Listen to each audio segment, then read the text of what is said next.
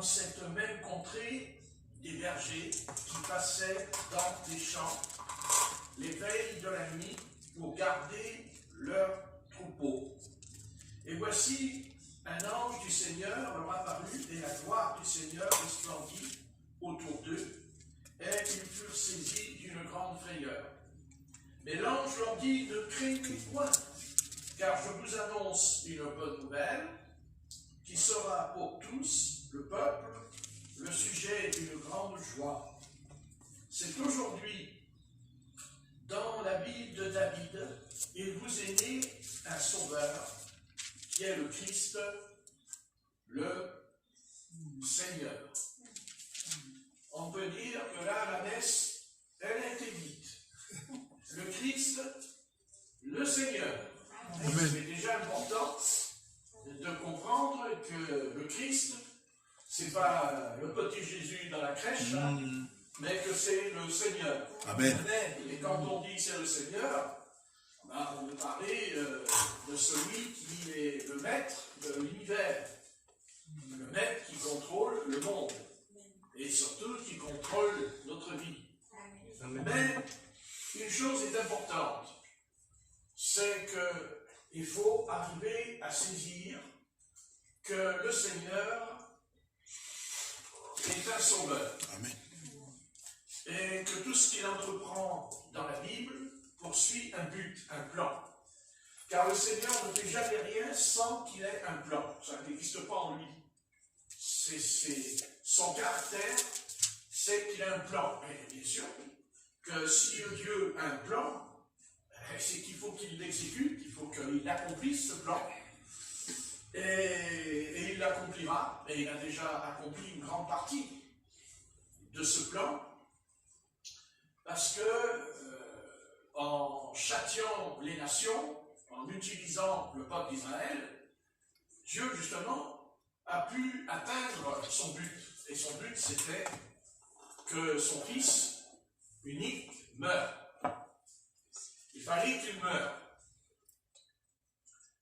Bien sûr, comment croire que ce Dieu, qui est le Dieu de la vie, a envoyé son propre fils pour qu'il meure. Mais, justement, quand le Seigneur a demandé à Israël de tuer hommes, femmes et enfants, c'est justement pour arriver et à conduire les nations, justement, à ce que le Christ meure. Parce que Christ est, en fait, il a accompli ce que Dieu a toujours voulu accomplir, c'est de se débarrasser, de mettre un terme à une semence qui n'est pas sa semence. C'est ça le combat que le Seigneur a mené dans l'Ancienne Alliance, parce que il ne faut pas oublier que tout ce que le Seigneur entreprend, il n'entreprend pas tout seul. Dieu ne fait jamais une œuvre tout seul, ça n'existe pas en lui. Dieu a besoin de nous, parce que Dieu a quelque chose en lui de spécial. Quelque chose qui est en lui. Quelque chose qui ne le quittera jamais. C'est qu'il est bon. Amen. Mais Dieu n'est pas bon. Nous, si on est bon, ça sera parce qu'on a la qualité. C'est une qualité pour nous d'être bon. Mais Dieu, lui, n'est pas bon parce qu'il a la qualité. Alors Dieu, il est bon parce qu'il a son essence, sa nature est ainsi. Amen. Mais pas la nôtre, Notre nature à nous, elle est pas bonne. Mais la sienne, elle est bonne. Amen. Donc Dieu est bon, mais tout en étant bon, tout en étant cet amour en lui, il y a une chose qu'il ne peut pas. Il ne peut pas, même s'il y a l'amour que nous on n'aura jamais comme lui. Ça, c'est certain. Parce que nous, l'amour, il faut qu'on le cultive. Ça demandera des années de brisement, d'épreuves. Mais pas Dieu. Dieu n'a pas besoin d'être brisé pour avoir l'amour. Il est amour. Amen. Mais il est amour, mais il est aussi saint. Et c'est là qu'aujourd'hui, il y a une confusion. Et il y a une faille. Une faille terrible. C'est que Dieu qui est amour n'accepte pas et n'acceptera jamais le péché. Jamais. Amen. Et parce que Dieu sait que l'homme qui tombe dans le péché, cet homme-là va devenir rebelle. Rebelle contre son esprit. Parce que la création, parce que c'est ça le départ de la création. Il y a un élément. Ce qui nous permet d'abord d'avoir cette Bible, c'est parce que l'esprit du Seigneur, l'esprit de Dieu, planait au-dessus des hommes. C'est ça le départ, l'origine de Dieu. C'est ça qu'on n'arrive pas à comprendre. C'est que Dieu n'est pas charnel. Nous, on est charnel. On est tellement charnel qu'on est même charnel dans la nourriture. Parce qu'on n'a pas la capacité de se maîtriser. Le Seigneur, lui, il s'est maîtrisé dans le désert. Ne croyez pas qu'il est dit qu'il a eu faim. Il a eu faim quand même. Certes, pendant 40 jours, mais il a eu faim. Donc, ça veut dire que le corps a ses limites. Mais le Christ, lui, il n'a pas faibli parce qu'il a accompli, il a fait le plan que Dieu s'est fixé. C'est qu'il cherchait, il a toujours cherché Dieu. Toujours, un homme qui soit obéissant et qui fasse toute sa volonté. Mais il n'en a pas trouvé un. Il n'a jamais pu trouver un homme dans l'Ancien Testament parce qu'ils sont tous tombés. Et je pensais à quelqu'un, d'ailleurs, on n'entend jamais. On a quelqu'un dans la Bible qui est quand même un peu irréprochable. C'est Josué. Josué est un homme étonnant. Il est fidèle à Moïse, ce qui représente un type comme nous, qu'on est fidèle au Seigneur, tous les jours, on est fidèle comme Moïse. Mais, à un moment donné, il va désobéir. Et il va désobéir. Et dans sa désobéissance, ça va lui coûter très cher. C'est avec les Gabonites. Car il n'a pas prié et consulté l'Éternel. Donc ça veut dire que comme il n'a pas consulté l'Éternel, il a fait, c'est pas qu'il a fait un péché, mais pour Dieu c'était un péché quand même, parce qu'il a introduit quelque chose qui n'était pas dans le plan. Ce n'était pas le plan de Dieu. Parce que Dieu avait dit, tu dévoueras par interdit. Amen. Vous voyez ce que je veux dire? Aucun flirt, aucune fréquentation. Rien, même avec la culture du pays, je ne peux pas. Parce que Dieu est un être. Dieu, c'est pas un père fouettard. Quand Dieu fouette, c'est parce qu'il y a le péché. Quand on prend le ministère de Jésus de Nazareth, c'est extraordinaire. Si on veut comparer le ministère de Moïse et le ministère de Jésus, c'est le jour et la nuit. Moïse, c'est les 10 plaies, c'est la colère de Dieu, c'est le châtiment. La mer, elle en prend un coup, le fleuve du Nil, il en prend un coup. Enfin, tout le monde prend des coups, là. Vous voyez, dans le livre de l'Exode, c'est le coup.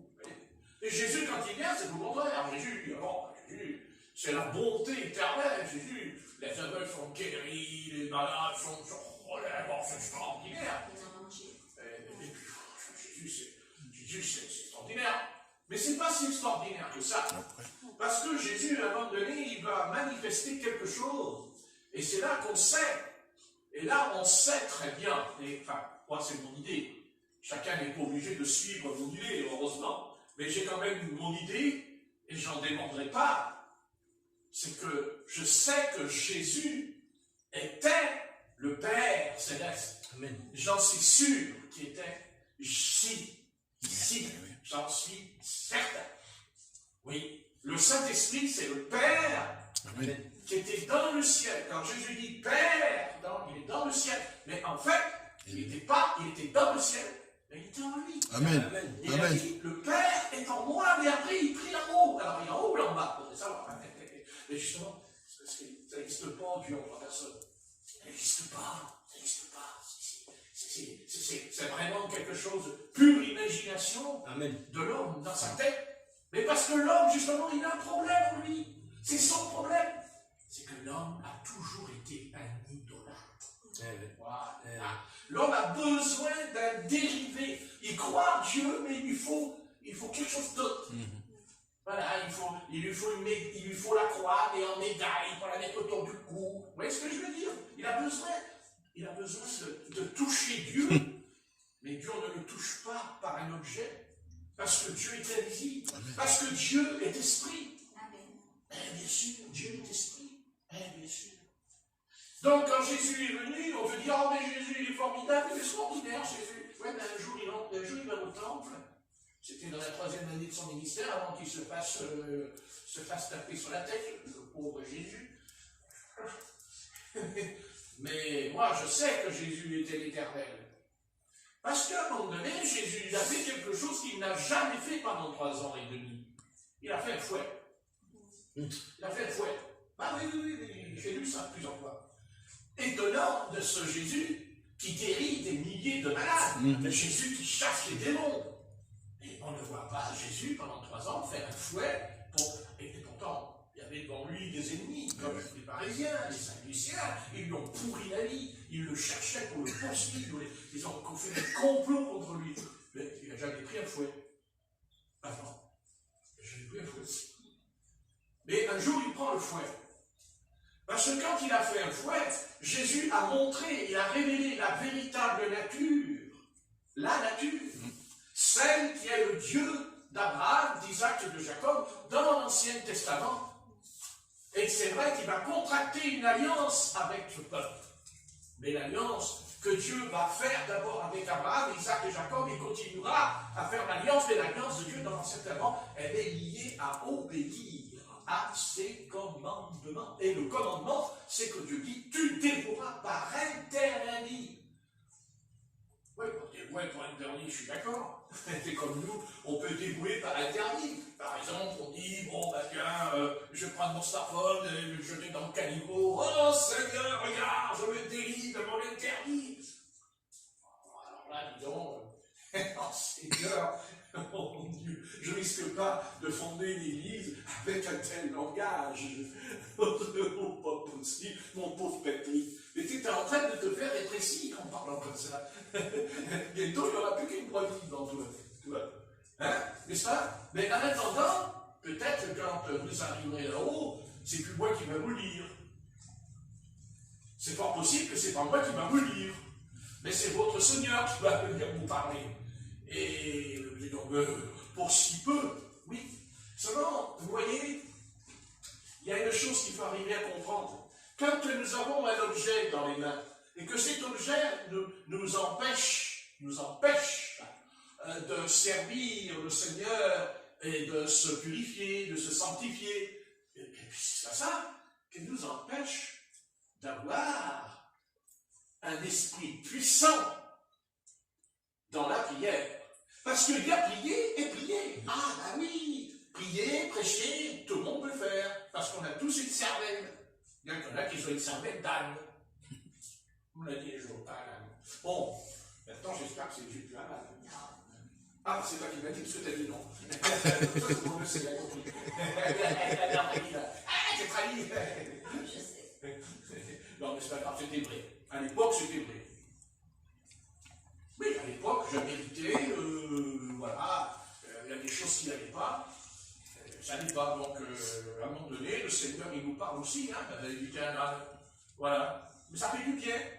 Ça fait du bien. Ouais, ouais. Après, je marchais dans la rue, je me disais, et j'avais que qui vous arrive, monsieur? Je sais pas, j'ai quelqu'un que j'aime, mais je fais un âne. Alors, une qualité m'a dit, ben, t'as qu'à continuer à l'aimer, il ne sera plus un âne. Ah, bon, d'accord. Bien aimé, vous savez une chose qui ne colle pas aujourd'hui, quelque chose qui ne colle pas. On peut répéter des milliers de fois la même chose, mais le peuple de Dieu ne change pas. Pas du tout. Parce qu'en fait, il garde sa position. Il garde cette position comme Israël, qui a toujours gardé cette position. C'est, oh mais oui, Dieu, parle-moi. Mais oui, Dieu, parle-moi. Et moi, je veux entendre ce que moi je veux entendre. Mais je ne veux pas entendre ce que toi tu veux dire. Non, parce que quand tu parles, toi, Dieu, tu ne vas pas me dire, Mais non, tu ne vas pas m'embêter avec la télévision, avec le smartphone, avec le tout pas, tu vas pas m'embêter avec tout ça. Mais est-ce que je suis en train de me débaucher? Est-ce que je suis en train de forniquer? Non, je ne fornique pas, non. Heureusement, heureusement, il manquait plus que ça. Non, mais c'est pas ça le problème. Le problème, il n'est pas là. C'est qu'il y a fornication, il y a adultère spirituel. Amen. Spirituel. C'est-à-dire, qu'est-ce que c'est? Qu'est-ce que c'est justement le péché? Le péché, pour moi, c'est quand il y a séparation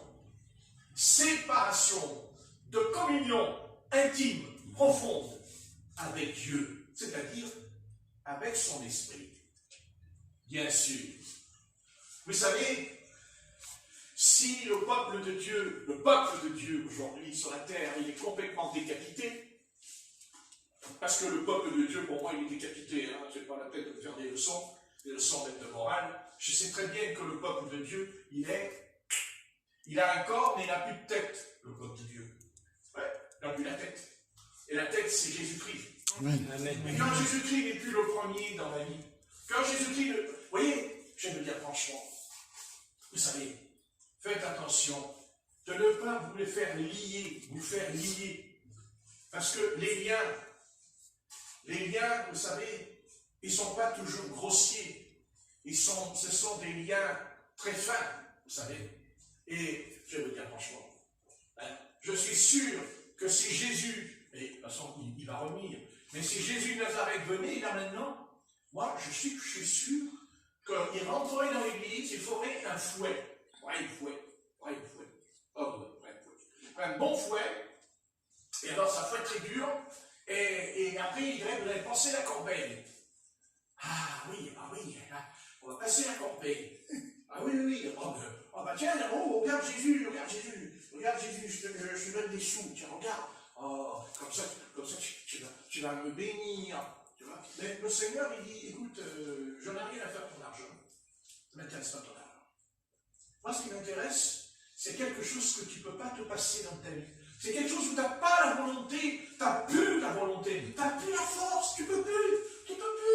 Ah, pauvre homme. Tu vois, ah, bien sûr, tu n'as pas un veau d'or dans ta maison, tu n'as pas un veau d'or, bien sûr, tu ne fais pas le genou devant le veau d'or. C'est sûr, mais ton veau d'or, il est tout petit, il est très fin, ton veau d'or. Ben, tu es prisonnier, mon ami, parce que tu vois, le petit objet que tu as dans la main, là, au départ, c'était pour communiquer, voilà, avec les gens, vous savez, ça c'est bon, mais non, mais d'accord. Mais là, ça à la main, sans cesse, en train de taper sur l'écran, et l'autre, il vous envoie encore des messages, et après là, on le sort de la poche. Les gens, ils partent dans la pièce, la personne, elle s'en rend même pas compte, elle sort l'appareil devant tout le monde, elle n'est plus là avec les gens, elle est avec son appareil. Non,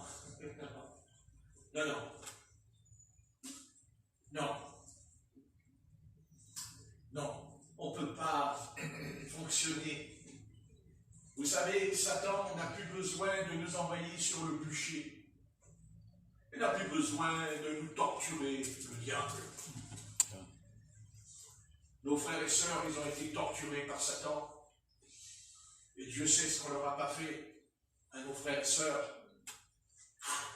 Je préfère pas expliquer ce qu'on leur a fait parce que vous n'allez plus dormir dans votre lit cette nuit. Mais vous savez, on devrait avoir honte. On devrait tellement avoir honte.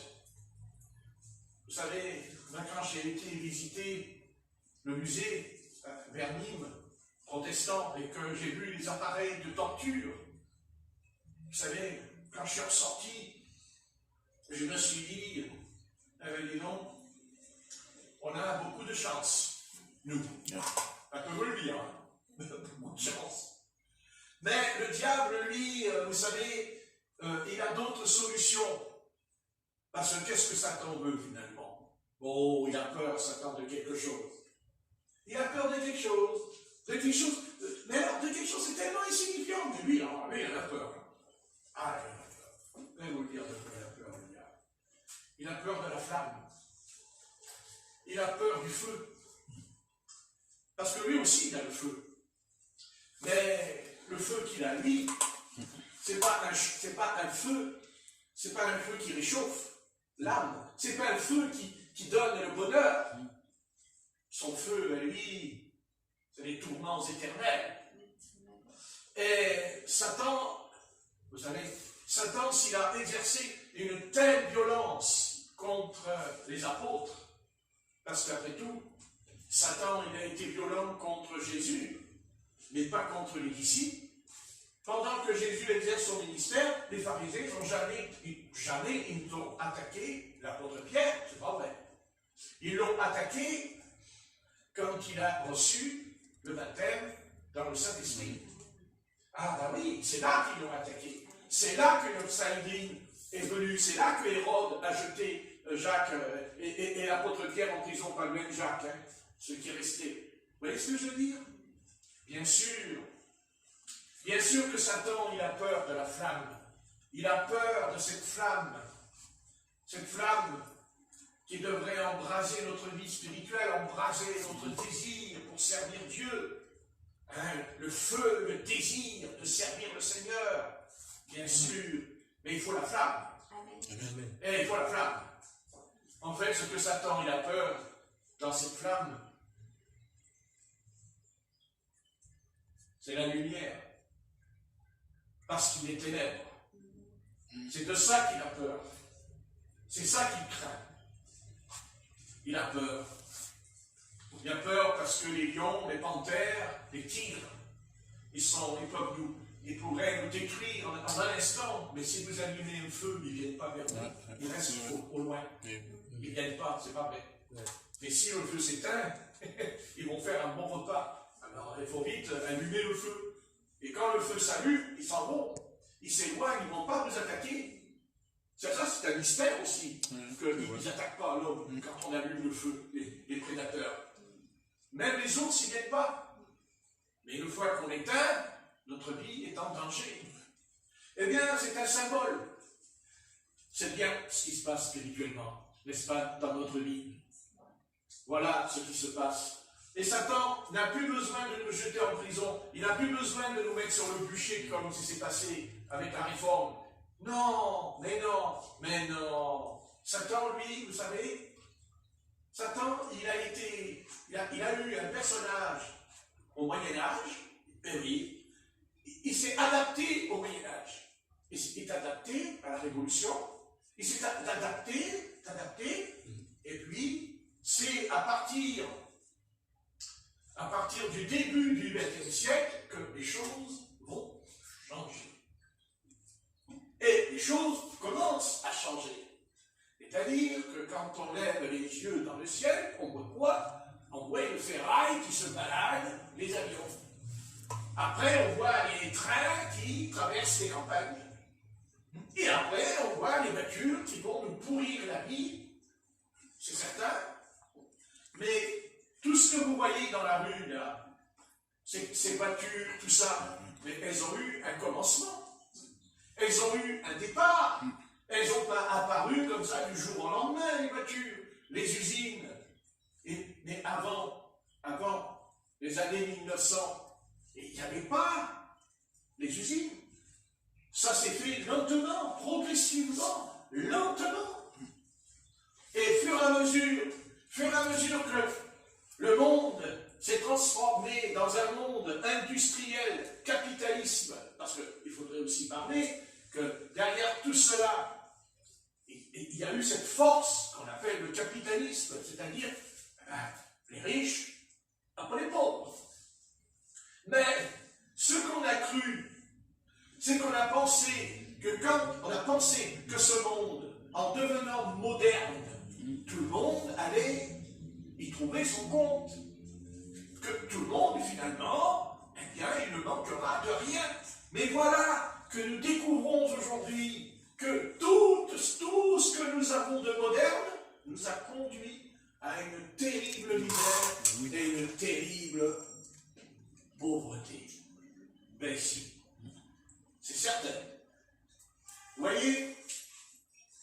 Ça a commencé tout doucement.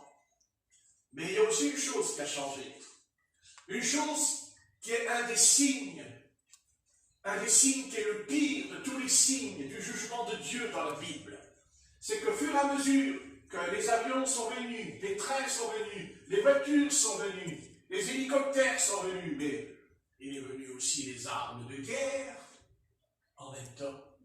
Car si encore on avait inventé le train pour se déplacer, ça c'est pas grave, au contraire, c'est bien. Mais à côté du train qui se déplace, il y a aussi le train qui transportait aussi des tanks et des armes.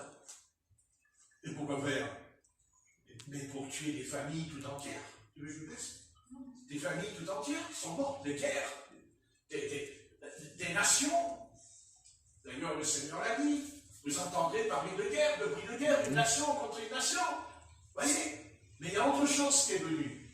Quelque chose qui est venu lentement. Quand je regarde les vidéos de 1900, Paris, New York, tout ça, il y a une chose qui est frappante. Quand les gens marchent dans la rue, il y a de très belles femmes.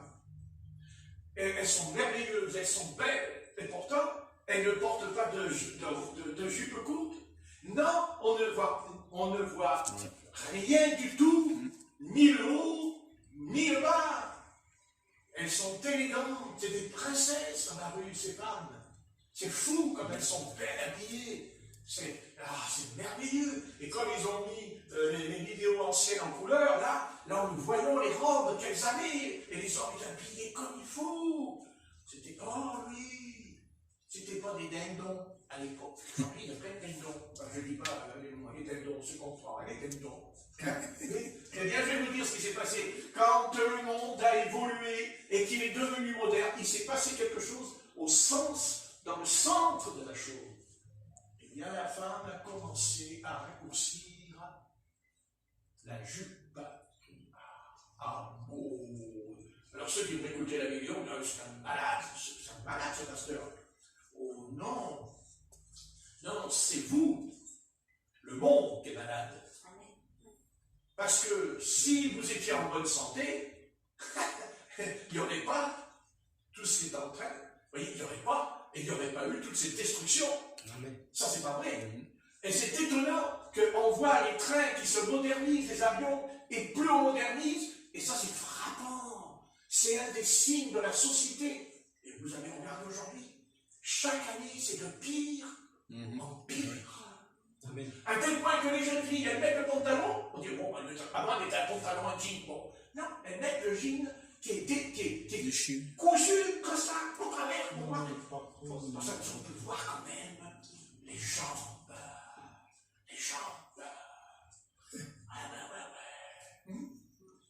On peut expliquer ce phénomène?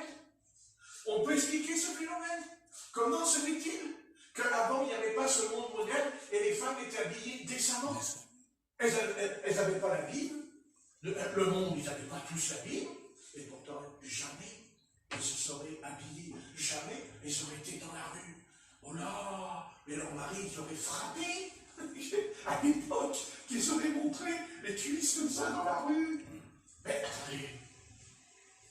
Mais vous savez ce qui est le plus grave? C'est qu'au début, on a crié scandale.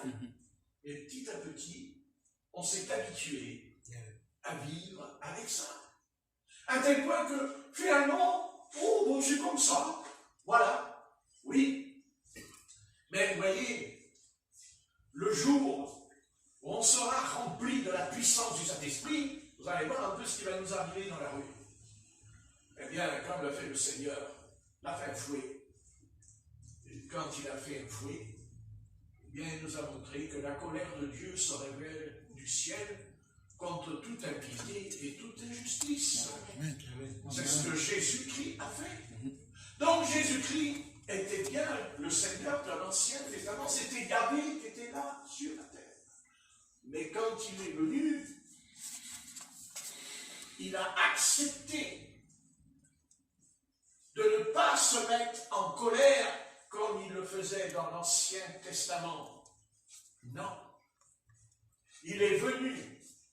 D'ailleurs, il le dira. Amen. Quand Ésaïe dira, qui enverrai-je? Qui enverrai-je?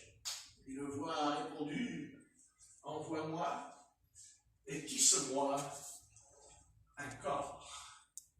Eh bien oui, tisse-moi un corps, comme l'Éternel avait tissé le corps d'Adam et de Ève. Et quand il a tissé le corps d'Adam, il était sans péché. Mais quand Adam tombe, son corps, lui aussi, il va tomber. Parce que le commandement, il dit, le salaire du péché, c'est la mort. C'est la mort. Dès l'instant qu'il pêche, la corruption, c'est comme un clou. Comme un clou, il rouille. Et vous savez qu'un clou qui rouille, vous ne pouvez plus rien faire. Vous ne le rattraperez jamais. Par contre, si jamais vous vous piquez le doigt, vous pouvez attraper le tétanos. Il faut faire très attention. Un clou rouillé, c'est très dangereux. C'est ça le péché. Le péché, c'est ça. C'est un peu comme la ceinture avec Jérémie. Quand il a mis la ceinture dans le rocher, il a été la chercher. Elle était complètement cramoisie. Et Dieu lui dit à Israël, ça, c'est ton péché. Pourquoi il a dit cacha dans le rocher? Parce que c'est exactement ce que faisait. C'est ce que fait l'homme. L'homme, il cache son péché. Il cache son péché. Il ne veut pas montrer son péché. Et il pense que parce qu'il ne montre pas son péché, il ne va rien lui arriver. Il pense que Dieu ne le voit pas, parce qu'il dit, je me plante dans un rocher. Et dans l'Apocalypse, au chapitre 20, les hommes, ils vont se cacher dans les cavernes, ça ne changera rien, la colère de l'agneau se manifeste même s'ils se cachent. Amen. Ça ne changera rien, la colère de l'agneau. D'ailleurs, on a vu un agneau qui se met en colère. Justement, l'agneau, c'est Christ qui est venu et qui a guéri les malades, chassé les démons, ressuscité les morts. C'était l'agneau, et c'est un autre jour. Eh bien, il est ce qu'il a toujours été, c'est-à-dire son essence. C'est-à-dire que ce Dieu qui est amour, ce Dieu qui est le Dieu de la grâce, il est aussi le Dieu du jugement. Amen. Il est le Dieu du châtiment. Et quand Dieu punit l'homme, Dieu souffre et il pleure. Amen. Mais il ne peut pas faire autrement. Parce que si Dieu demain, il accepte notre péché, si Dieu demain, il dit, bon ben, tant pis, c'est mon enfant, alors il est tombé, il a péché, bon, je passe l'éponge. Non, Dieu ne peut pas. Il faut régler les comptes. Alors Dieu nous a donné une solution, on a une solution pour régler le compte. C'est la repentance. C'est la repentance. Il n'y a que ça qui va calmer la colère de Dieu. C'est quand on se repent. C'est quand on se repent, c'est quand on dit à Dieu, j'ai péché, j'ai transgressé. J'ai transgressé ta volonté, j'ai transgressé ton être. J'ai transgressé. Tu es Yahvé, 3 fois saint, l'être suprême, tout en étant amour. Il peut être terrible. D'ailleurs, il le fera. Je roulerai la terre comme un parchemin, 1000 ans après. Et il fera une nouvelle terre de nouveaux cieux, bien sûr. Enfin, il faudra attendre un millénaire alors. Bon, mais Dieu est patient. Voyez pourquoi Dieu il va accorder 1000 ans de paix. Pourquoi? Ça, c'est une bonne question, ça. Pourquoi Dieu il accorde 1000 ans de paix? Parce que Dieu veut croire encore.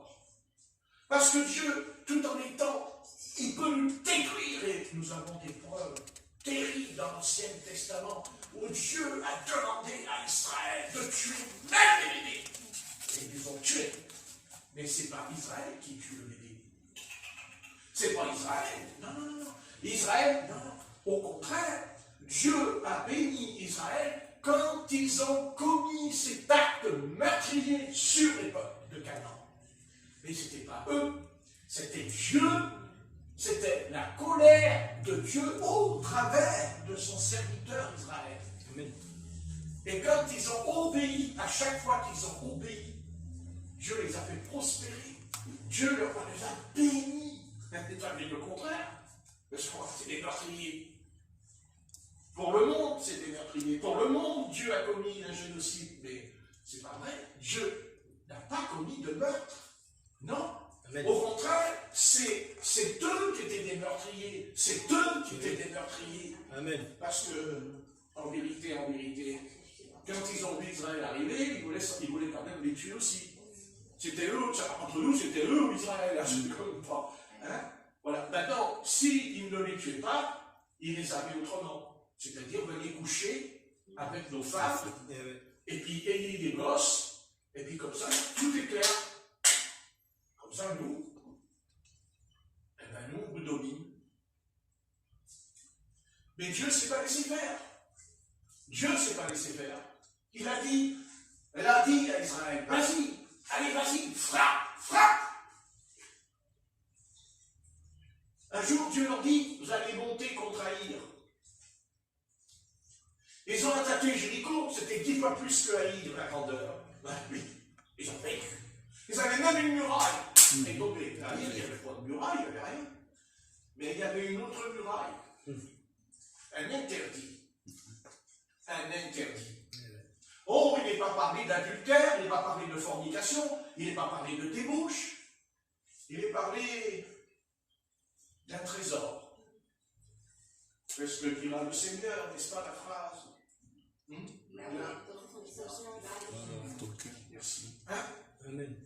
Voilà. Et qu'est-ce qu'ils avaient? Eh bien, il y a un couple israélite qui avait caché un lingot d'or et un manteau de chinéar sous le matelas, ou la paillasse. Il avait caché. C'est caché. Qu'est-ce qu'ils pouvaient en faire? Ils ne pouvaient pas le sortir. Attendez, les enfants de David disent, mais ça c'est un manteau de chinéar, c'est Babylone. Comment tu t'es procuré? On ne sait pas comment il s'est procuré cette affaire, oui.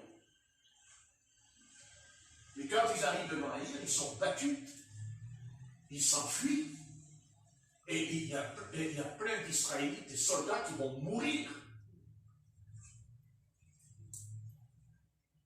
Parce que Josué, le soir, il rentre, il va dans sa tente, il tombe à genoux par terre, il dit qu'il s'est pleuré. Et l'Éternel lui dit, arrête de pleurer, lève-toi. Amen. Il y a un interdit en Israël. Et celui qui a commis cet interdit, il n'a pas été dévoilé tout de suite. Il a fallu qu'il traite tribu par tribu, vous lirez. Amen. Ça ne s'est pas fait en 5 minutes. Hein. Ouais. Et non, parce qu'il y avait plus de 3 millions de juifs là. Alors, vous vous rendez compte, il fallait retrouver l'instrument. Vous voyez? Et eux, ils ont pensé que personne ne le saurait. Mais la défaite d'Israël. Mais la défaite d'Israël, c'est pas seulement la défaite d'Israël.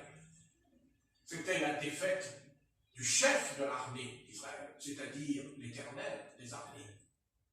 Pour l'Éternel, ça a été un échec pour lui. Parce que l'Éternel ne fait pas la guerre pour être battu. L'Éternel ne va pas à la guerre pour être battu. Il va à la guerre parce qu'il va battre ses ennemis, parce qu'il va tuer ses ennemis. C'est ça, l'Éternel des armées. Amen. Mais ça ne veut pas dire non plus qu'il n'a pas d'amour. Ça ne veut pas. Oh non, c'est pas vrai. Il a de l'amour, puisque plus il frappait les nations, plus Israël bénissait son peuple, donc il y avait de l'amour. Mais l'amour et le péché, ça va pas ensemble. Amen. C'est évident. Et aujourd'hui, je crains que le corps de Christ a laissé entrer, ou a été piqué, comme l'apôtre Paul quand il a été mordu par une vipère. Ben ouais. Et je suis convaincu que le peuple de Dieu, il est mordu par une vipère. Ça s'appelle le monde moderne. Qu'est-ce que dit l'ami? Ne ressemblez pas au monde.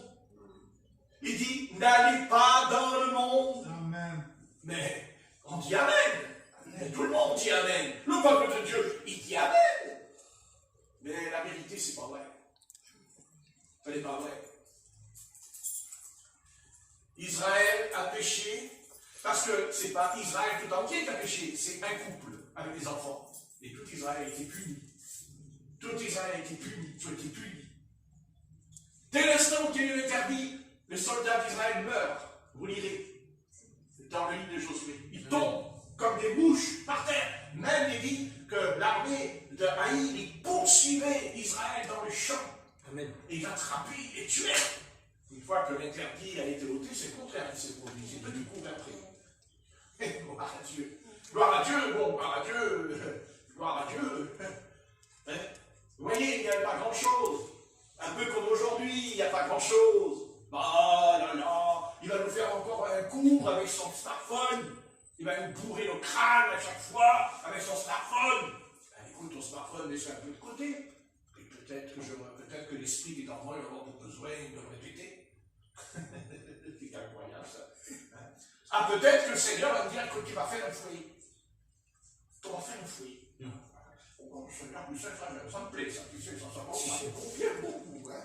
Moi, tu sais, ce genre de ministère, je suis gourmand. Hein? Calme-toi, calme-toi. Je te connais, tu as déjà un caractère sévère. N'en rajoutons pas. Mais,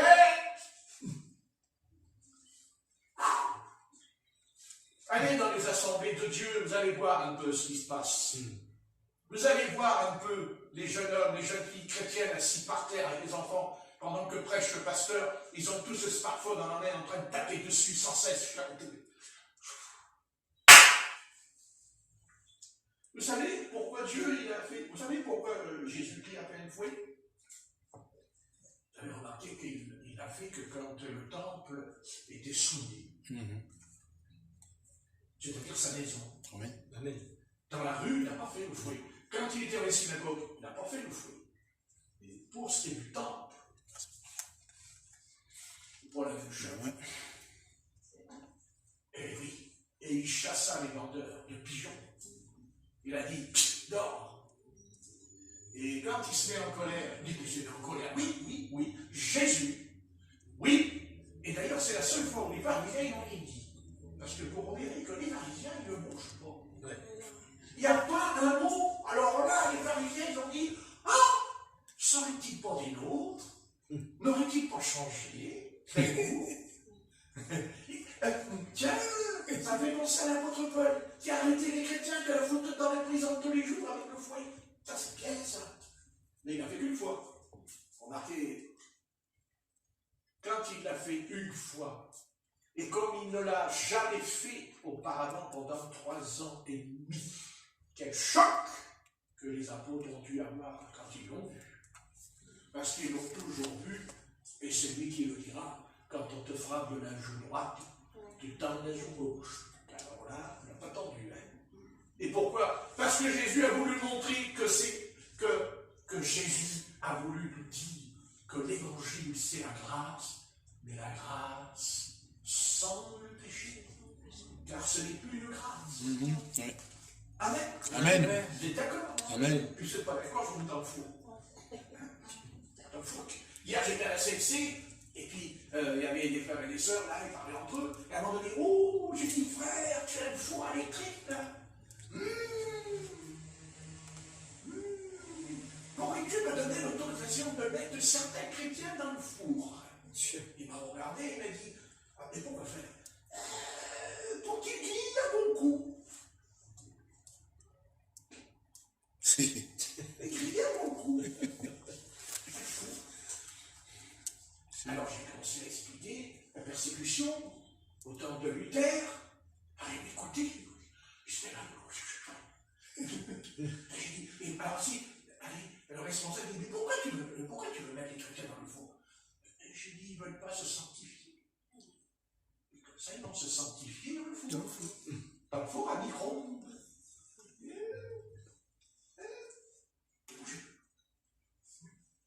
Et après, quand je suis parti, ils m'ont dit, au revoir, pasteur. Tout le monde fait, au revoir, pasteur. Putain, c'est l'honneur avec ce que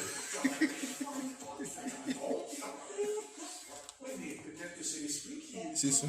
Oui. Vous leur dire quelque chose.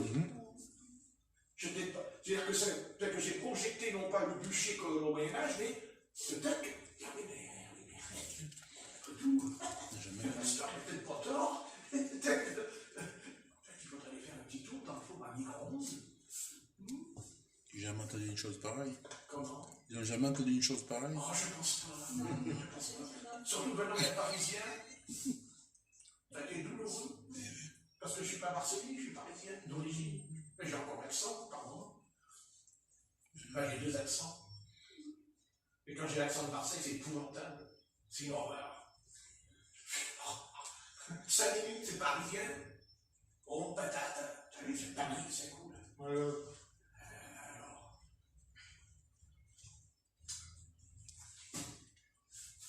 vous savez, on pourrait avoir beaucoup le bonheur si on comprenait bien que quand on a rompu, cassé, brisé, quand on a compris qui est Dieu, quand on a bien compris la nature, l'essence de Dieu, vous savez, avant de devenir le péché, c'est terminé.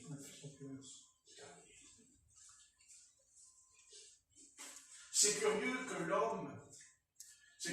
que l'homme est si, je veux dire, il y a en nous, de toute façon on est né de toute façon avec les ténèbres.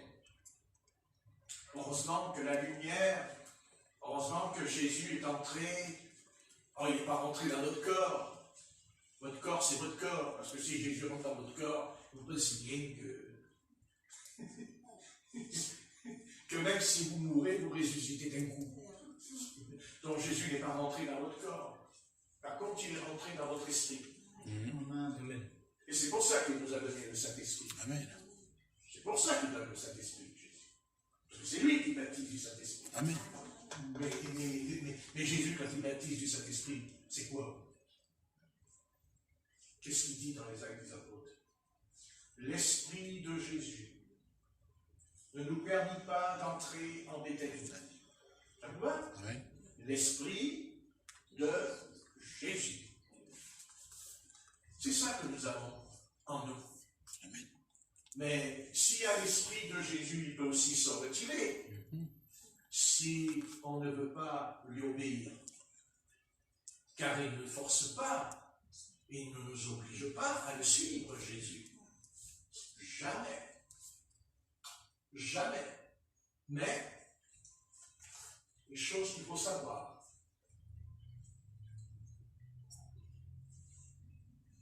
On tombe dans le péché.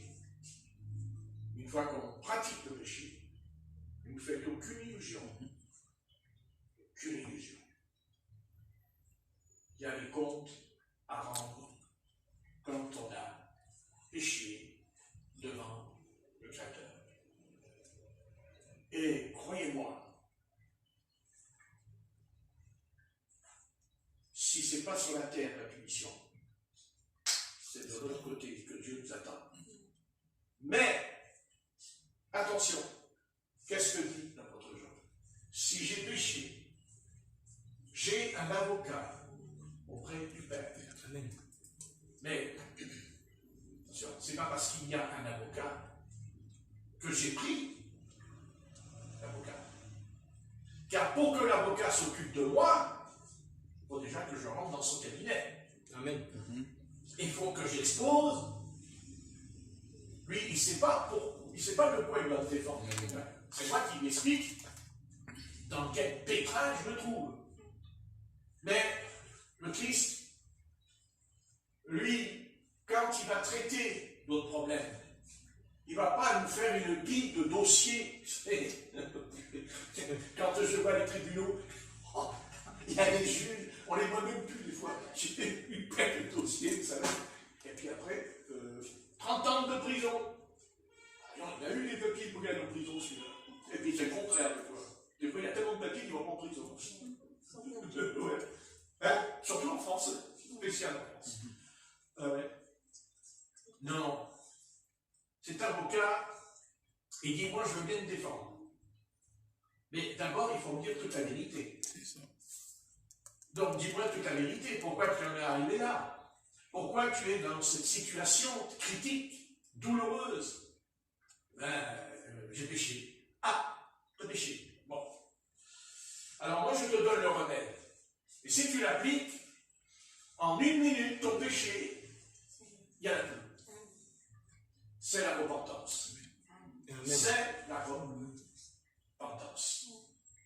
Parce que quand on se repent, ça veut dire qu'on dit à Dieu, j'ai été rebelle contre toi.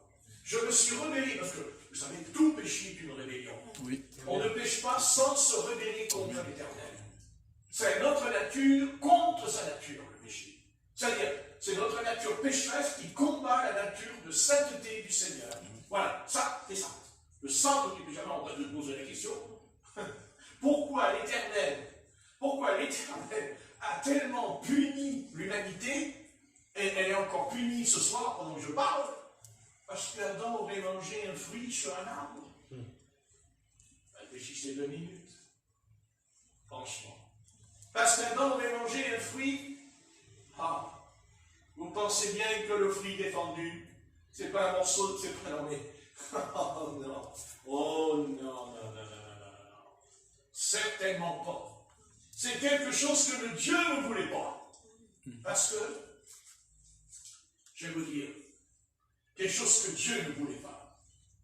Parce que Dieu, lui, ce qu'il ne voulait pas, ce que Dieu ne voulait pas, ça c'est sûr. Et là, ils peuvent me sortir tout contre ça. Mais croyez-moi,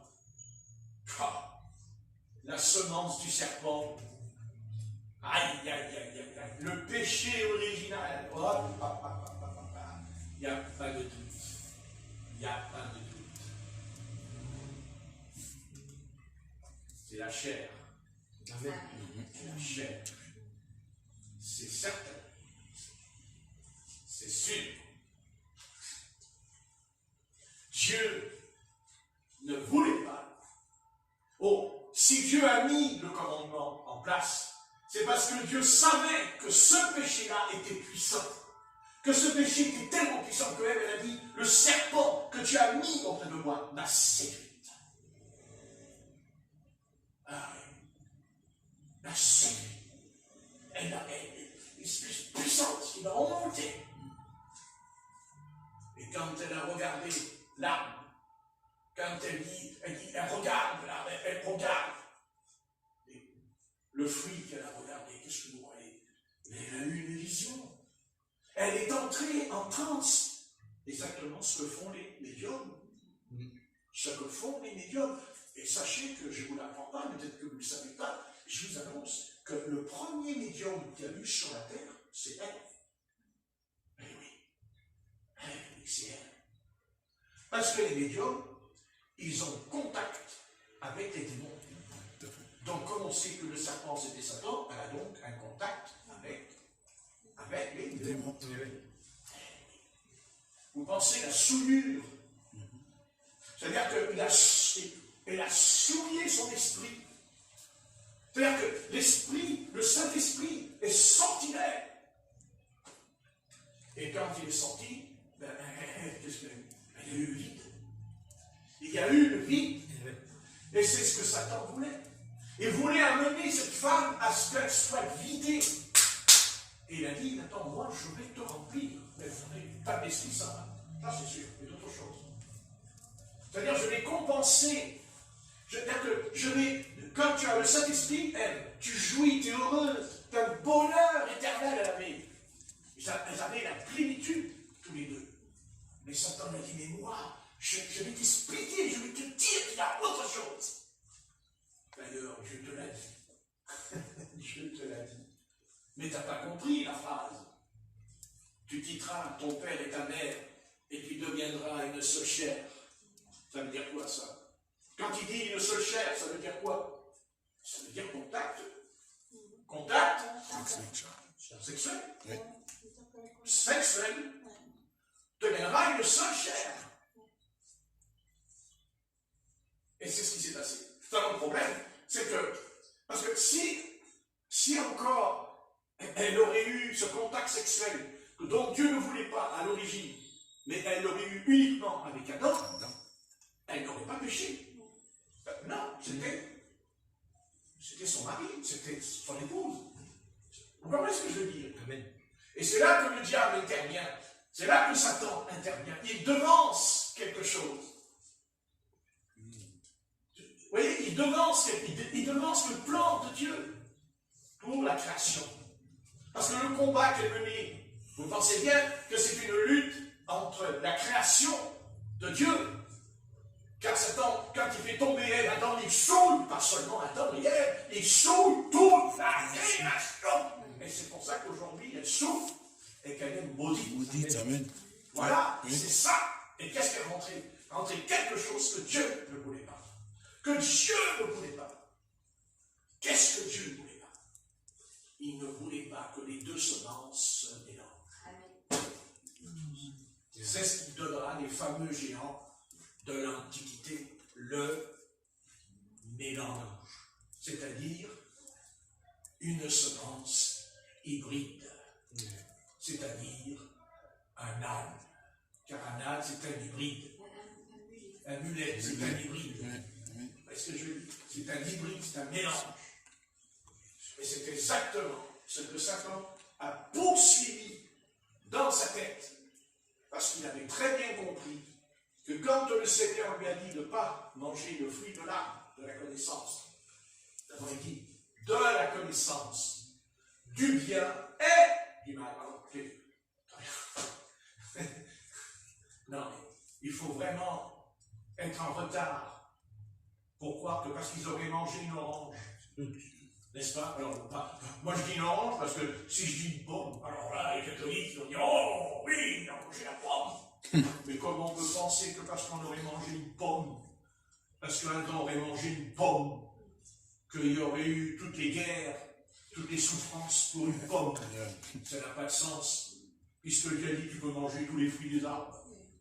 Mais quand il dit je te défends de manger ce fruit, il ne dit pas qu'est-ce que c'est Dieu, le fruit. Il ne dit pas ce que c'est, il dit pas, il ne précise pas Dieu qu'est-ce que c'est le fruit. Mais nous on le connaît le fruit. Ben, c'est la mort. Ben non. C'est la mort de quoi? Ben, la mort de l'esprit. La mort de l'âme. C'est pas que l'âme elle meurt, mais elle a perdu la vie éternelle. C'est-à-dire qu'elle a perdu tout contact avec son Créateur. Elle perd tout contact avec Dieu qui est esprit. Et c'est Christ qui va rétablir le contact. C'est Christ qui nous restaure. Amen. Et oui, attention. Tout à l'heure, nous avons lu un sauveur nous est né dans la nuit. Mais qu'est-ce que dit Jésus à Nicodème? Si tu veux entrer dans le royaume des cieux, il faut que tu naisses de nouveau. Donc, un sauveur nous est né. Oui, un sauveur nous est né. Mais toi, est-ce que tu es né de nouveau? Car voilà le problème. C'est qu'il y a beaucoup d'humains qui croient que le Christ est venu, qu'il est né. Mais toi, est-ce que tu es né? Est-ce que toi, tu es régénéré? Est-ce que toi, tu es passé de la mort à la vie comme Jésus? Parce que si Jésus nous donne la vie éternelle, c'est parce que d'abord il est mort sur la croix. Il meurt sur la croix. Et pourquoi il meurt sur la croix? Parce que c'est la colère du Seigneur. C'est la colère de Dieu qui est descendue sur le Fils de l'homme. Amen.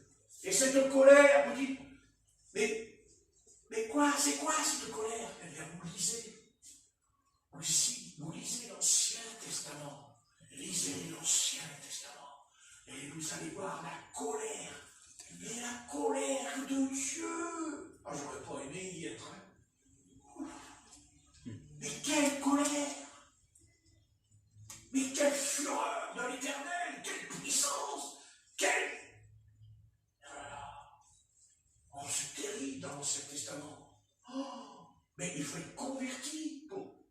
Mais vous savez que le peuple de Dieu aujourd'hui, il ferme les yeux là-dessus, parce qu'il y a des millions de chrétiens qui ne veulent pas parler de ça. Ils ne veulent pas qu'on en parle. Même les chrétiens, ils veulent en parler, ils ne savent pas quoi répondre. Ils sont bloqués, choqués par ce qui s'est passé dans l'Ancien Testament. Car c'est l'Éternel lui-même qui dit « Tu les tueras », c'est écrit. Alors que lui, il dit « Celui qui n'aime pas son frère est un meurtrier. » Vous voyez le décalage entre l'amour et la bonté de l'Éternel, et en même temps cette fureur. Et justement, Dieu va être bon pour nous quand on ne va plus dans le péché. Et là, nous aurons tout l'amour, toute la bonté, les bienfaits. C'est pour ça que le Seigneur, il va nourrir 5000 âmes. Est-ce que vous comprenez? Il nourrit. Pourquoi? Parce qu'il le suivait dans le désert. Pendant 3 jours, ils ne l'ont pas quitté. Ils ne l'ont pas quitté. Et la Bible dit, ils ont eu faim d'un coup. apôtres, ils ont dit, mais comment on fait? Il faut qu'on aille faire des courses, mais c'est trop tard, la nuit tombe, les commerces sont fermés, on fait comment? Jésus dit, donnez-leur à manger! Vous-même.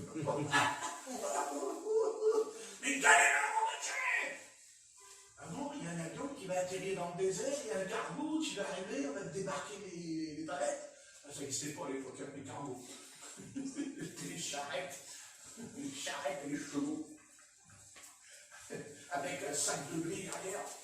Et là, il y avait 5000 personnes. 5000 personnes. 5000 personnes. 5000 personnes. Oui, sans compter les femmes. Et sans compter, et après, il a recommencé 2 fois. Vous voyez? Vous voyez que le Seigneur est... Mais oui, Seigneur, tu es beau. J'en suis sûr que tu es bon.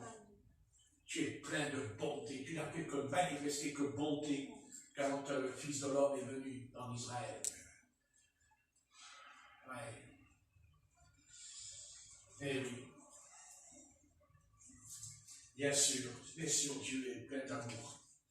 Mais voilà, vous savez, Dieu, on ne le comprendra pas trop. Parce que pour comprendre Dieu, il faut hériter de sa nature. Et pour hériter la nature de Dieu, je l'ai dit tout à l'heure, il faut naître de nouveau. Amen. Il n'y a pas d'autre alternative. On ne va pas, vous savez, il y a deux doctrines aujourd'hui dans l'Église. C'est celle qui consiste à louer le Seigneur sans être né de nouveau. Cette doctrine, elle fonctionne à fond.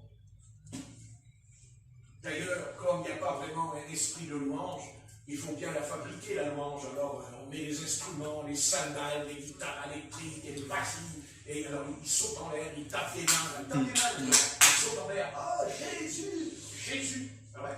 Et quand vous regardez les vidéos, quand vous regardez les scènes, vous dites, mais c'est bizarre, ça ressemble beaucoup quand Johnny Hallyday faisait... D'ailleurs, ils parlent de Dieu qualité comme de leur Dieu. C'est exactement pareil. Vous voyez? Mais ce n'est pas ça. Ce n'est pas ça la vérité. La vérité, le salut de Dieu, c'est quand le pécheur reconnaît son péché et qu'il pleure sur son péché comme Dieu pleure aussi quand on le commet. Parce que même si Dieu se fâche, ça ne veut pas dire qu'il ne pleure pas. Mais sa nature l'empêche. Sa nature l'empêche. Et quand il se met en colère, ça ne veut pas dire qu'il a perdu l'amour. Ça ne veut pas dire qu'il a perdu le contrôle de lui-même. Il sait ce qu'il fait, Dieu, quand il ordonne d'exécuter les peuples. Il sait ce qu'il fait, Dieu. Il n'a pas perdu son sang-froid, l'Éternel, là, dans l'Ancien Testament. Pas du tout. Au contraire, il dit, c'est mon plan. Et ceux qui l'exécuteront, après seront bénis. Amen. Et qu'est-ce qui s'est passé? Mais pour un temps, puisqu'après, ils ont voulu imiter les nations, ils ont fait exactement comme ce peuple d'Israël. Il a fait tout ce que Dieu ne voulait pas, puisqu'il a puni les nations qui le faisaient. Et eux, alors tout, ils l'ont fait. Et ça, vous savez, ça s'appelle un retour de flamme. Car le diable, lui, il n'abandonne jamais. Le diable, on ne le voit pas, mais il agit, les mauvais esprits. Car Israël n'avait pas encore compris. Et c'est Jésus qui va être profond. Parce que Jésus, c'est quelqu'un de profond. C'est pas seulement un prophète, Jésus. C'est quelqu'un qui va faire quelque chose. C'est-à-dire que Jésus dit à Israël, les peuples cananéens que j'ai détruits, quand j'ai ordonné de les détruire, c'est parce que justement, tu ne le savais pas, mais j'ai détruit les démons en même temps. Parce que quand ils meurent, les démons sortaient de leur corps. Et je les envoyais dans la vie. Eh oui. Amen. Absolument. C'est pour ça que les démons, ils ont dit, ne nous envoie pas dans la vie à Jésus. Amen. S'ils l'ont dit, c'est qu'ils ont été faire un petit tour. Eh oui. Je ne vois pas pourquoi ils ont eu peur. Parce que ces démons-là, ils sont sortis. Ils sont sortis de la Bible. Et ils ont chopé le peuple d'Israël. Ils ont attrapé le peuple d'Israël, qui avait vu la mer qui s'ouvre, qui avait vu les 10 plaies, qui avait vu les prodiges et les miracles. la grêle qui est tombée du ciel, les cailloux qui tombaient par terre sur les armées qui étaient contre eux. Bien sûr. Et quand ils gagnaient le combat, quand ils avaient la victoire, qu'est-ce que vous croyez? Que les démons, dans l'invisible, ils étaient détruits par l'Éternel. Le combat, ce n'était pas seulement l'armée d'Israël qui se battait, c'est pas que ça. Il y avait un combat terrible. C'est pour ça que les nations invoquaient leur Dieu. C'est pas pour rien qu'ils invoquaient les dieux Dagon, Moloch. Qu'est-ce que vous croyez? Quand on dit Moloch, ça y est, c'est une statue. Mais statue, elle ne parle pas, la statue. La statue, vous pouvez prier, elle s'en fout. Mais pas le démon. Pas le démon. Parce que quand on adore les statues, on adore un démon. Bien évidemment. Mais bien sûr. Vous croyez que le démon, il va se montrer comme ça dans les gens, mais il ne ça va pourquoi? Il va partir en courant. Donc, il a inventé, il a créé cette chose. Il a créé cette chose. Le peuple d'Israël lui-même s'est fait attraper dans le désert du Sinaï. Il était à peine sorti d'Égypte, ils ont dit, Aaron, fais-nous un veau d'or, fais-nous un Dieu qui marche devant nous. Vous vous rendez compte? Alors qu'ils avaient vu l'Éternel qui marchait devant eux, dans la colonne de feu, dans la colonne de nuée. Vous voyez ce que je veux dire? C'est ça, les démons. Mais Moïse le savait. Vous pensez qu'un homme comme ça, qui était en haut de la montagne et qui a jeûné 2 fois 40 jours et 40 nuits, vous croyez que quand il est descendu la montagne, il dit que son visage brillait plus que le soleil? Vous vous imaginez la puissance divine qui avait en lui le contact. Mais il les a eus, les démons, Moïse. Mais il n'était pas le Messie. Et c'est pour ça qu'il n'a pas pu les chasser. Mais par contre, ils ont chassé les Cananéens. Ils ont frappé les peuples qui étaient dans le paganisme, dans le péché. Eh oui, mais c'était les démons. Quand ils rentrent en Canaan, ils vont affronter les puissances des ténèbres terribles. Mais Dieu ne leur a pas montré, Dieu ne leur a pas révélé cette chose. Il s'est contenté de le dire, il faut les tuer. Il faut les tuer. Hommes, femmes et enfants. Mais je suis amour, parce qu'il a sauvé Rahab. Amen. Et sa famille. Était toujours resté en Israël, dans la tribu, ils ont été bénis. Ils étaient bénis. Oui. Exactement. C'est bien. Vous voyez ce que je veux dire? Bien sûr, c'est les démons. Si seulement, vous savez pourquoi? Vous savez, Dieu, quand il a vu que ça n'a pas fonctionné avec Israël, il n'a pas abandonné le combat. Il a dit, il me faut un autre peuple. Je vais appeler un peuple qui n'est pas mon peuple. Amen. Eh bien oui, il a dit, je parlerai à mon peuple par une autre langue. C'est pour ça qu'il y a le don des langues. Amen.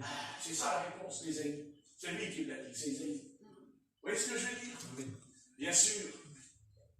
Quand l'apôtre Paul dit, quand je parle en langue, mon intelligence est stérile, car je dis des mystères à Dieu.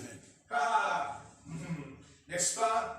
Nous combattons les démons, nous chassons les démons. Bien sûr, j'ai dit on les chasse, ça ne veut pas dire qu'ils ne reviennent pas. Ils reviennent. C'est pour ça qu'il dit que Satan rôde comme un lion rugissant autour de nous. Satan n'abandonne pas. D'ailleurs, est-ce qu'il a laissé tranquille Jésus? Jamais. Satan a laissé tranquille Jésus de Nazareth. Jamais. Jamais. D'ailleurs, dès qu'il va naître, il fera tout pour se débarrasser de lui. D'ailleurs, comme il a tout fait pour se débarrasser aussi de Moïse. Car on oublie que Moïse, s'il n'avait pas été sa sœur qui l'a surveillé le petit berceau dans le Nil, les crocodiles, il n'y a pas grand-chose à manger. Mais Dieu l'avait choisi. Amen. Mais Dieu avait choisi, c'était son destin. Amen. C'était son destin. Mais il n'a plus. Mais comment il n'y a pas eu plein de bébés? Quand il a été jeté dans le Nil, les étaient créés. Mais pas lui. Lui, il a été dans le Nil comme les autres. Mais il y a eu quelque chose dans sa vie. Qu'est-ce qu'il y a eu? Il y a eu un petit berceau. Il a été mis dedans. N'est-ce pas l'arche de Noé?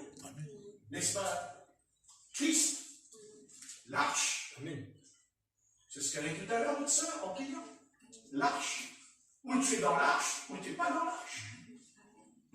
Et quand tu as vu que ça ne marchait pas avec Israël, parce qu'il y a le péché, parce que même Salomon, comment penser que le roi Salomon, qui a été béni de l'Éternel pendant 40 ans, Il a réussi. Mais incroyable, Dieu l'a fait même écrire des poèmes, des études sur tous les animaux. Oh là là, même la reine de Sheba, elle a dit, oh là là là. Oh là là. Elle dit, j'avais entendu parler. Maintenant, elle a dit, même tes serviteurs sont heureux en ta présence. N'est-ce pas le Christ? Est-ce pas un type de Christ? Amen. Alléluia. Alléluia. Vous voyez que c'est juste. Mais quand il couche avec les Sidoniennes, quand il se vautre avec les femmes dans le péché, hein? Qu'est-ce que ça a donné? La Bible dit que Dieu lui a suscité un ennemi dans le royaume. Qui? Jéroboam. Il était le serviteur de Salomon, que le peuple d'Israël a fait revenir après la mort de Salomon, et qui l'ont dit, règne sur nous. Pas la maison de Juda, parce que c'était Roboam, descendant de la maison de David. Mais le Jéroboam, parce qu'il y a eu deux Jéroboam, Jéroboam 1 et Jéroboam 2. Parce que c'était le royaume de Samarie. C'est pour ça qu'il y a dit, les Samaritains, les Juifs ne s'aimaient pas ensemble. Vous voyez? Mais c'était grave, hein, puisque les disciples, ils ont dit, ils étaient étonnés qu'il parlait avec une Samaritaine, Jésus. Ouais. Ouais, ils étaient étonnés. Ouais.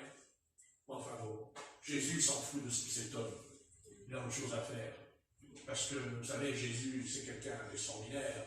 Eux, ils étaient là, ils sont revenus avec leur paquet, là, avec les chips et tout le bazar, là. Ils se sont assis par terre. Ils ont commencé à mettre les chips, là, les hamburgers, bon, dans le dos, avec la tomate.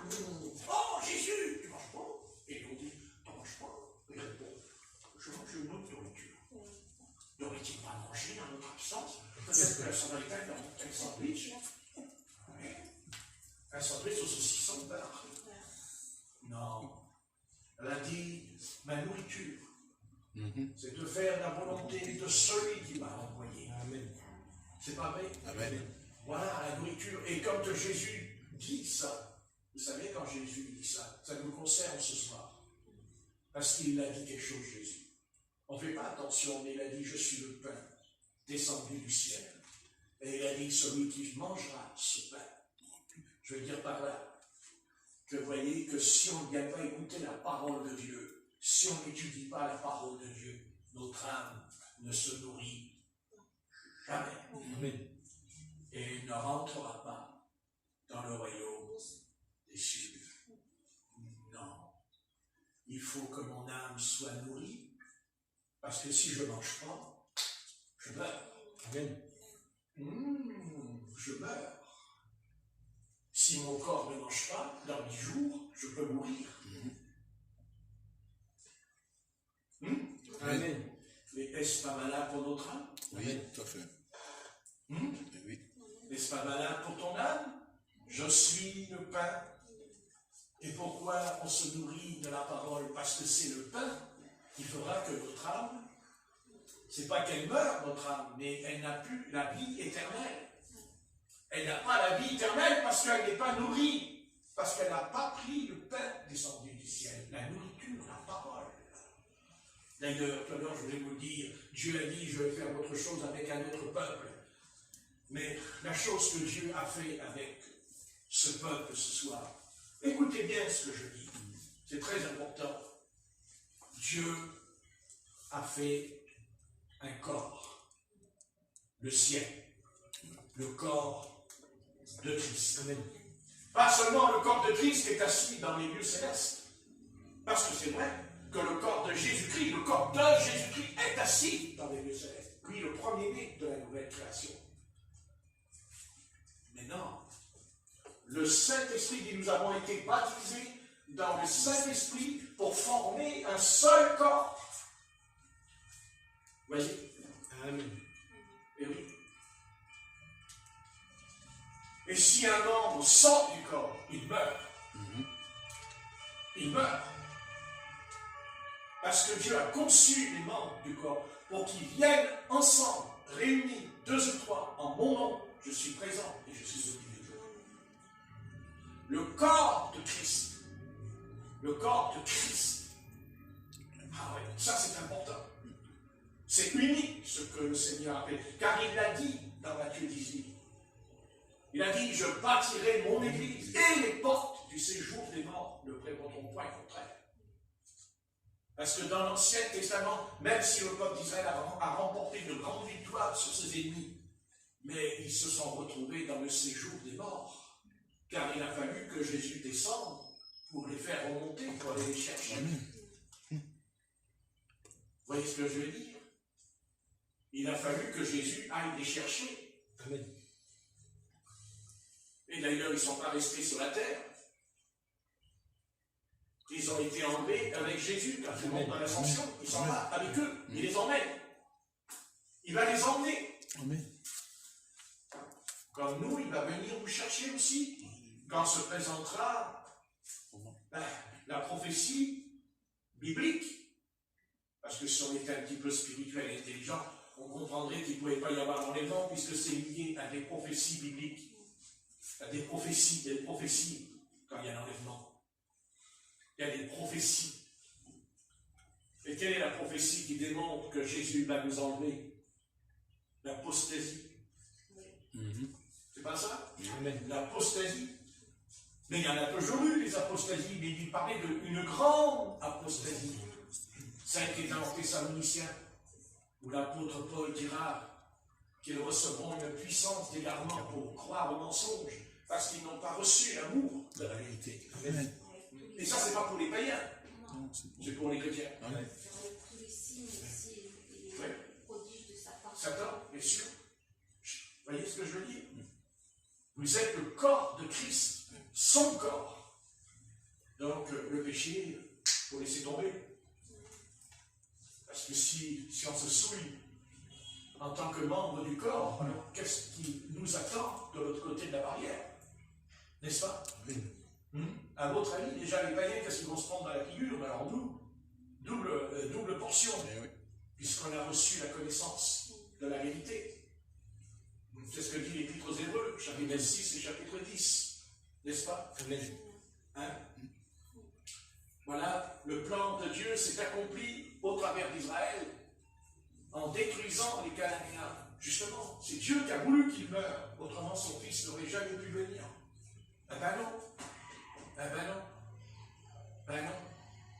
Parce que toute la colère de Dieu est tombée sur les nations au travers d'Israël. La colère de Dieu tombe au travers d'Israël. Il frappe les nations. C'est la colère divine. Ce n'est pas Israël qui est en colère. Ce n'est pas Israël qui fait la guerre. Non. Non. C'est Dieu qui les a saisis. Comme Samson. À Lichi, quand il a les cordes et que le feu descend sur les cordes.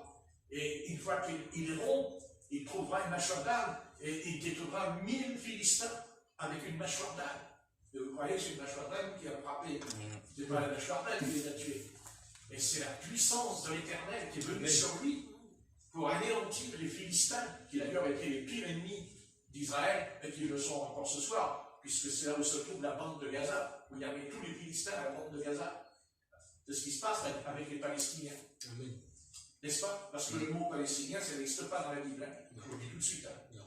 Palestinien, ça veut dire ennemi, c'est l'ennemi, c'est les Philistins. Vous voyez? Alors nous aussi, nous avons des ennemis. Nous aussi, nous avons des combats. Nous aussi, il y a la bataille.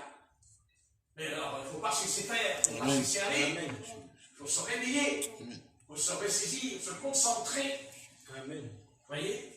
Et puis Jésus-Christ, il a dit qu'il nous donnera des armes offensives et défensives. On soit des armes de l'esprit. Les armes de l'esprit, pas les armes intellectuelles, mentales. C'est pas ça. Le Seigneur n'a pas besoin. Dieu n'en a rien à faire. Tu peux avoir tous les examens, tous les bacs que tu veux dans ta tête. C'est pour ça qu'il fait que tu vas faire peur aux démons. Certainement pas. Ce qui faut peur aux démons, c'est la parole du Seigneur, mais aussi quand le Saint-Esprit descend en nous et se manifeste. Parce que le combat, quand on combat les démons, on ne combat pas des images, on ne combat pas un objet, on combat un esprit invisible. Amen. Mais on ne les voit pas parce que nous ne sommes pas brisés, parce que notre nature n'est pas encore assez brisée pour entrer dans ces choses, Amen. de ce combat, de cette lutte surnaturelle, une lutte. C'est pour ça que quand il y aura la guerre d'Armageddon, c'est pas seulement les armées qui montent contre Jérusalem, c'est l'armée de Satan avec son chef, c'est-à-dire l'Antéchrist. L'Antéchrist, c'est l'Antichrist, pour combattre Christ. Pas seulement pour combattre Israël, mais le Christ, parce qu'il revient justement en Israël. Parce que c'est en Israël que va se jouer l'histoire de l'humanité. C'est là que tout va changer, puisqu'il y aura le règne des 1000 ans. Le règne des 1000 ans, le temps des nations sera accompli. Amen. Le changement. Mais le changement, il peut commencer ce soir. Le changement, il peut venir en toi. Il peut se manifester si tu veux. Peut-être que tu n'as pas envie. Peut-être que tu n'as pas envie d'avoir le feu. Tu n'as pas envie d'avoir la bouillotte en toi. Tu veux. Ouais. Mais quand le Seigneur a fait le feu, qu'est-ce qu'il a dit? Le zèle de ta maison me dévore. Amen. Vous n'avez jamais lu ça? Oui. Et qu'est-ce que dit l'apôtre quand il parle des armes? Il dit le zèle.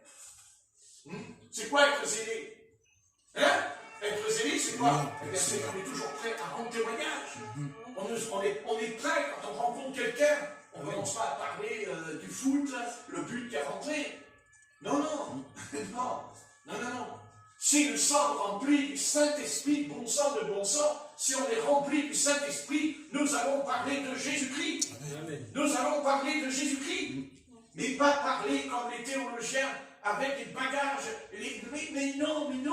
Non. La puissance de Christ, elle a le pouvoir même de ressusciter les morts. Alléluia. Quand je pense que dans l'église primitive, ils n'avaient aucun diplôme, à part l'apôtre Paul, mais autrement les apôtres, ils n'étaient pas instruits. C'est écrit dans le livre des Actes au chapitre 4.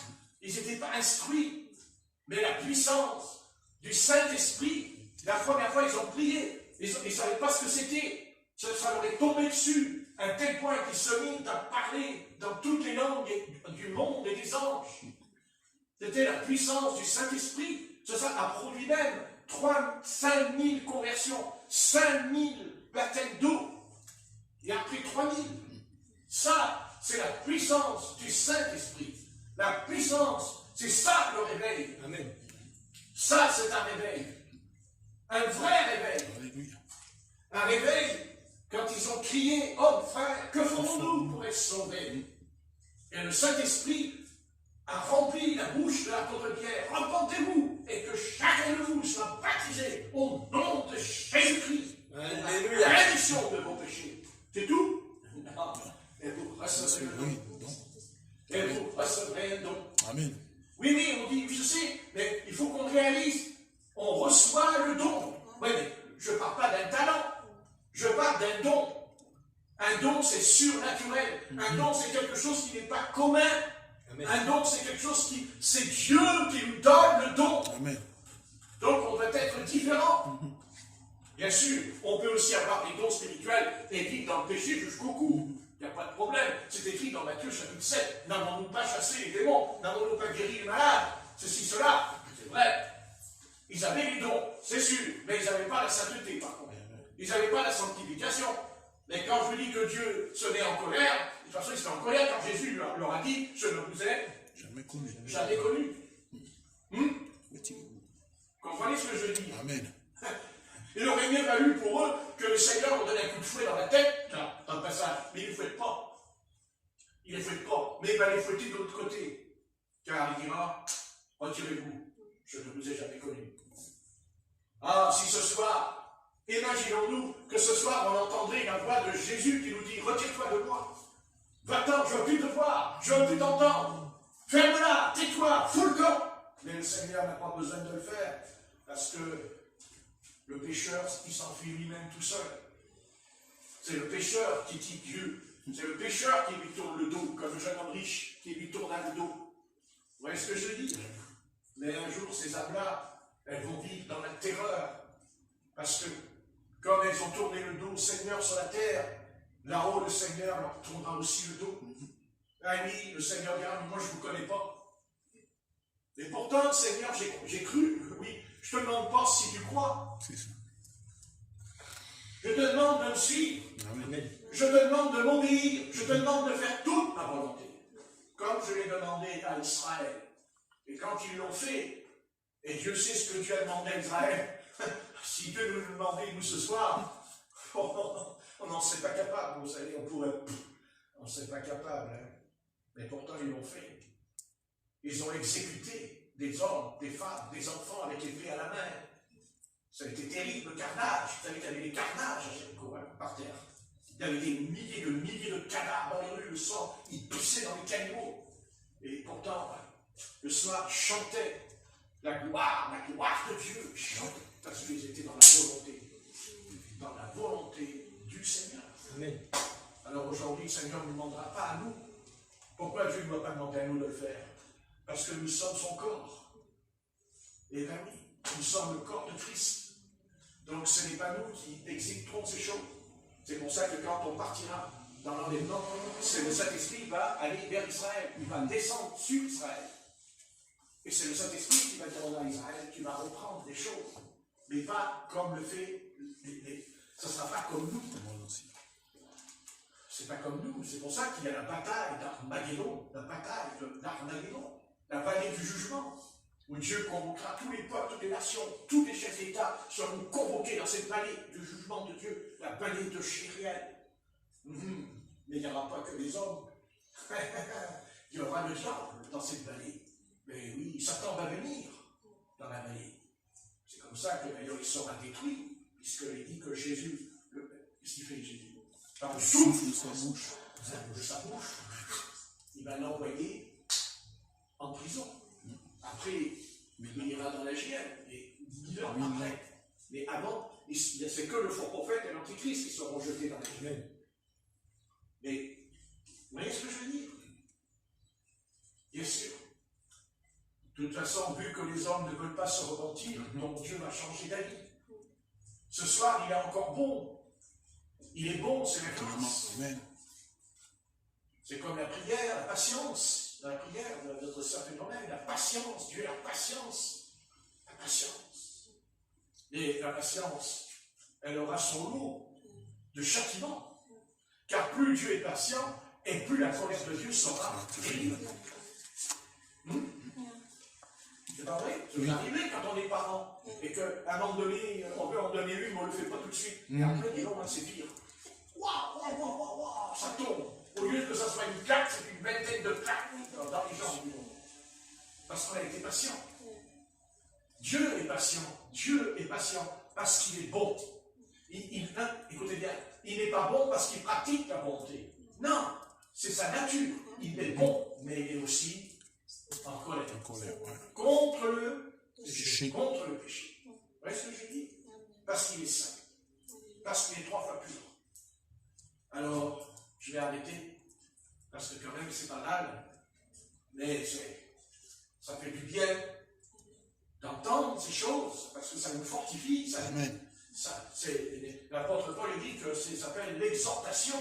Le corps de Christ est exhorté pour qu'il soit fort, pour qu'il ait des vitamines, la force. Amen. Ah oui. On est tellement faible hein, que le Seigneur a dit à ses disciples, vous n'avez pas pu veiller 1 heure avec moi. Vous vous rendez compte?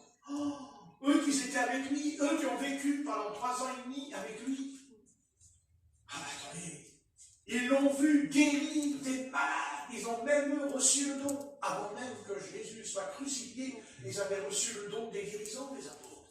À tel point que même ceux qui n'étaient pas les 12, puisqu'il y en a 70 qui sont suivis le Christ, ils ont dit, même les démons, ils sont soumis. Et Jésus dit, je voyais Satan descendre du ciel. Amen.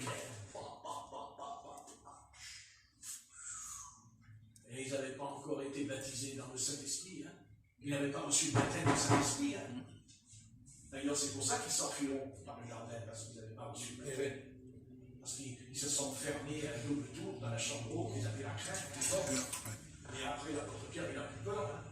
Quand il arrive devant les Sanhédrin, il leur dira jugez vous-même, faut-il mieux obéir à Dieu ou aux hommes? Mais avant, il n'a pas fait ça. Quand la femme lui a dit, toi aussi, tu étais avec Jésus, il dit, moi, non. Mais après, il leur dira, devant les Sanhédrin, vous voyez, il a changé. Hein. Il est transformé, le gars. Hein. Mais c'est l'esprit qui l'a régénéré. Mais c'est ça la régénération. C'était plus Simon-Pierre. C'était l'apôtre Pierre. Même s'il était un apôtre, puisqu'il faisait partie des 12, mais c'était pas ça. Ah non. Non.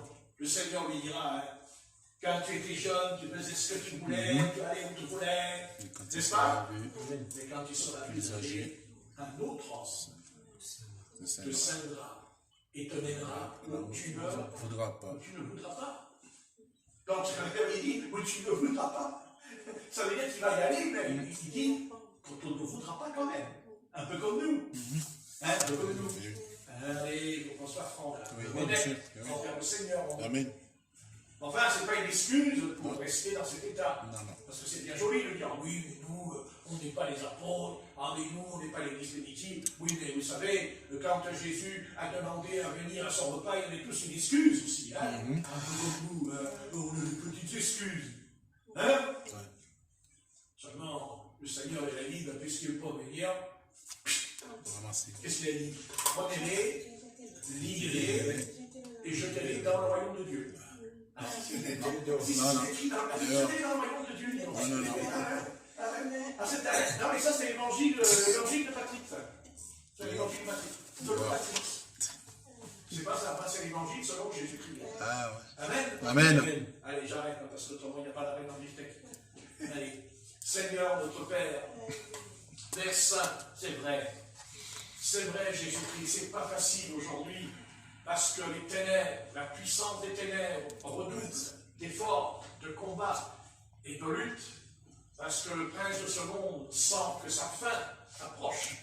Amen. Parce qu'il sait très bien sûr, il ne connaît pas le jour et l'heure, ah non, mais il sait que sa fin approche, et que s'il peut détruire ce qu'il y a de plus cher, Seigneur, à ton cœur, c'est bien justement ton peuple, c'est ton Église.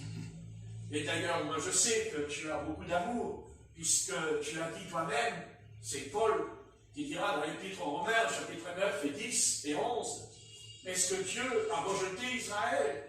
Loin de là. Mais un reste reviendra, c'est la maison de Jacob. Et ça, ils reviendront parce que le Seigneur enverra d'abord 2 prophètes, les 2 fils de l'île, qui viendront. Et l'un aura le ministère d'Élie, et l'autre aura le ministère de Moïse. Et c'est vrai, Seigneur, ton plan s'accomplira. Alléluia.